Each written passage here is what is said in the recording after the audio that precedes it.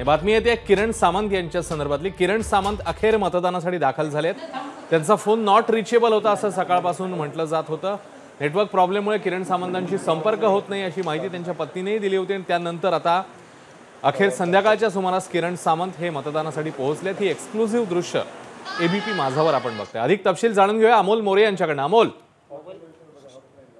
मतदान प्रक्रिया सुरू झाली होती आणि साधारणपणे किरण सामंत हे कोणतेही विधानसभा असेल किंवा लोकसभा असेल यांच्या निवडणुकीसाठी साधारणपणे सकाळी 7:30 वाजता येतात पाली या मूळ गावी त्यांच्या, अशी एक माहिती होती। आणि आज देखील ते येतील अशी शक्यता होती, पण साधारणपणे 9:30-10 वाजले तरी किरण सामंत येत नव्हते आणि त्यानंतर त्यांचा फोन लागत नव्हता। त्यामुळे कार्यकर्त्यांमध्ये संभ्रम निर्माण झाला की नेमके किरण सामंत गेले कुठे आहेत। अर्थात त्यांच्या निकटवर्तीशी देखील संपर्क साधण्याचा प्रयत्न झाला, पण तिथून देखील काही माहिती मिळत नव्हती। त्यामुळं किरण सामंत नेमके आहेत कुठे याबाबतची एक चर्चा कार्यकर्त्यांमध्ये रंगली। कोकणातल्या राजकीय वर्तुळात त्याची चर्चा सुरू झाली आणि दरम्यान किरण सामंत हे आज वोटिंगसाठी येतात की नाही हा एक प्रश्न होता।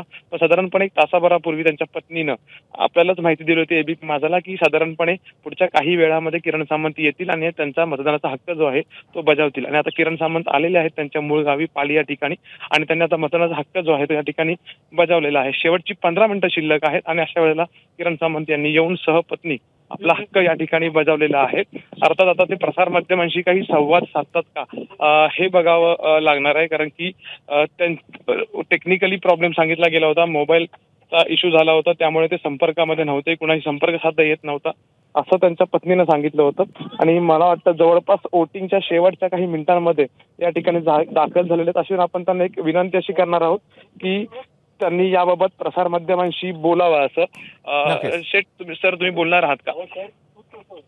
हा, काय झालंय की सकाळपासून तुम्ही कुठे आहात अशी एक मी रात्री 12 वाजेपर्यंत मतदारसंघामध्ये काम करत होतो।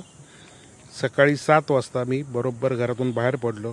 त्याच्यानंतर माझ्या सिम कार्डला तांत्रिक प्रॉब्लेम आल्यामुळे माझं सिम कार्ड बंद होतं, त्याच्यामुळे हा माझा फोन बंद होता। माझ्या ड्रायव्हरचा फोन चालू होता, माझ्या बॉडीगार्डचा फोन चालू होता, माझ्यासोबत असलेल्या माणसांचा फोन चालू होता।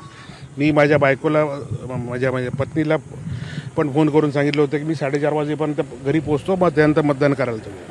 हा तुम्ही केलेला भाऊ आहे। कार्यकर्त्यांमध्ये चर्चा आणि संभ्रम निर्माण नाही, ऐकून घ्या। कार्यकर्ते पण माझ्या संपर्कात होते, कार्यकर्ते माझ्या ड्रायव्हरच्या संपर्कात होते, कार्यकर्ते माझ्या बॉडीगार्डच्या संपर्कात होते, सगळेजण संपर्कात होते। हा तर आपल्या फोनच्या प्रॉब्लेममुळे, नेटवर्क प्रॉब्लेममुळे, सिम कार्ड प्रॉब्लेममुळे आपण रिचेबल नव्हतो, मात्र आपल्या कार्यकर्त्यांशी आपण संपर्कात होतो असं म्हणतात किरण सामंत। एबीपी माझा, उघडा डोळे बघा नीट।